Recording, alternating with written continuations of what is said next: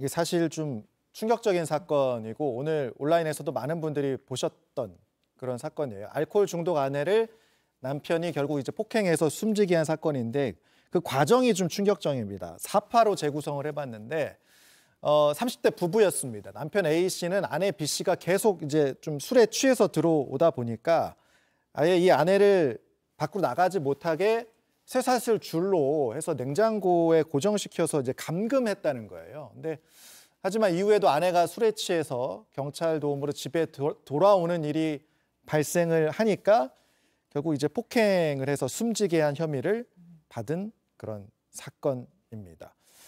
박사님, 이제 갈등을 계속 겪었던 상태이긴 한 것 같습니다. 네, 이 사건이 발생하기 전에 이 아내분이 알코올 의존 증후군이었는데요. 그러다 보니까 육아라던가 일상생활에서도 이제 어려움이 있어서 계속 지속적인 갈등을 빚어왔고요.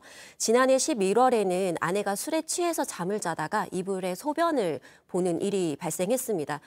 이런 일로 이제 다투는 상황에서 이 남편이 어떻게 잃어버린 신뢰에 대해서 책임을 져라라고 하면서 손가락을 자르던가 아니면 쇠사슬로 이제 목줄을 차라라는 식의 강요를 한 겁니다. 이에 이제 아내가 거부를 하니까 잠못 차림으로 아내를 내쫓았고 주변의 도움을 통해서 경찰 신고를 해서 귀가를 겨우 이제 했는데요. 네. 이제 이 남편분이 그로부터 아내에게 일주일간 술을 마시러 나가지 못하게 하겠다라고 하면서 목에 실제로 이제 5.6m 길이의 쇠사슬을 목에 이제 묶어서 냉장고에 고정하고 감금을 이제 한 것입니다. 그런데 이런 감금에도 불구하고 아내가 밖에서 술을 마시다가 사건 당일날 이제 경찰의 도움으로 귀가를 했고 그 상황에서 격분해서 범행을 했다는 게 검찰의 판단입니다. 어떤 이유에서건 남편의 행동이 정당화될 수 없죠. 잘못됐고. 자, 재판부의 판단, 변호사님 어떻게 나왔습니까? 징역 9년이 선고됐습니다. 예. 적용된 혐의는 상해치사, 강요, 감금 등이 이제 적용이 됐는데요. 예. 이 가해자는 끝까지 자기는 이렇게 폭력을 단순히 뭐 종아리 2번 정도만 때렸다라고만 얘기를 하고요. 예. 사망할 정도로 이렇게 폭행한 사실이 없다라고 주장을 했습니다. 그런데 재판 과정에서 일단 그 당시에 이 아내와 이 남편 두 사람만 있었고 또 이 경찰이 당시에 그 부인을 집으로 데려다 줬다고 했잖아요. 그 과정에서 그때까지만 하더라도 아내가 다치는 적이 전혀 없었다는 겁니다. 그리고 이제 결정적으로는 법의학자들이 이 사망 원인이 장갑막 파열이었는데요. 이 정도 파열이 되려면은 현실적으로 어마어마한 힘의 그 행사가 있었어야지만 가능한 결과다라고 봤기 때문에 이건 상해치사 혐의가 인정이 됐던 사안입니다. 다만 이제 징역 9년형은 조금 낮은 게 아닌가 저는 이런 생각이 들었는데. 그렇죠. 근데 이 정도가 단순히 살인에 대한 고의는 없었다고 본 것이라 상해치사를 인정한 것인데요.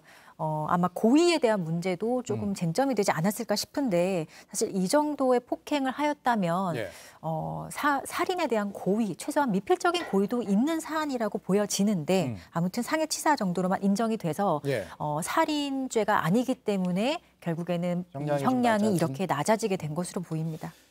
그런데 이제 보면서 더 큰 문제는 이런 상황을 지켜본 사람이 있다는 거예요.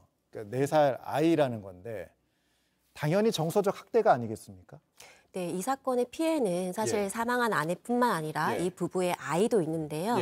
우리가 이제 정서학대라고 하면 아이한테 직접적으로 뭔가 소리를 지르거나 욕을 하거나 이런 행위를 생각해 볼 수 있는데 정서학대 중에는 가정폭력에 노출시키는 이런 아이들을 노출시키는 행위도 포함을 하고 있습니다. 많은 분들이 이게 정서학대에 해당되지 않는다라고 생각하는 경우들이 있는데요.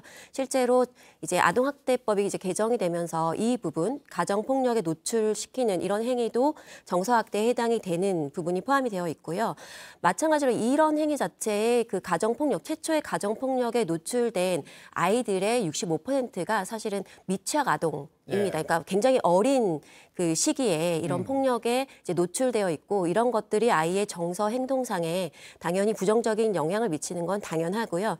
뿐만 아니라 이걸 이제 폭력에 노출되다 보면 둔감해지기도 합니다. 이 사건의 경우에도 이 피해자를 이제 아내죠. 아이에게는 엄마가 될 텐데요. 이 목줄에 쇠사슬을 이제 담아 놓은 상태였는데 아이가 피해자를 묶어놓은 쇠사슬을 가지고 놀 정도로 어떤 이런 비정상적인 행위를 놀이라고 생각을 했다. 그렇기 때문에 이 아이의 정서적 발달에 악영향을 미치는 행위이자 결과다라고 하면서 유죄로 인정을 한 사례입니다.